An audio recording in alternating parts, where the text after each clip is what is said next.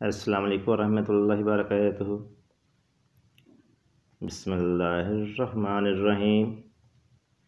نماز کے دوران اگر کسی نمازی کو خارش وغیرہ ہو تو کون سا ہاتھ استعمال کرنا چاہیے، یہ ایک سوال ہے۔ نماز کے دوران اگر خارش ہو تو دایاں ہاتھ استعمال کرنا چاہیے اور باقی نماز کے دوران بایاں ہاتھ استعمال کرنا چاہیے، لیکن یہ ضرور یاد رہے کہ کسی ایک رکن میں صرف 2 دفعہ تک کسی عذر مثلا خارش کے لیے ہاتھ چھوڑ سکتا ہے۔ اگر 3 دفعہ ایک ہی رکن میں ہاتھ اپنی جگہ سے چھوڑا تو نماز فاسد ہو جائے گی۔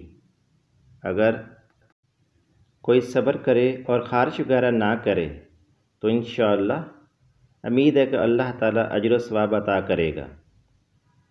اس لیے ہمیں چاہیے کہ دوران نماز اگر خارش وغیرہ ہو تو اسے برداشت کر لیا جائے۔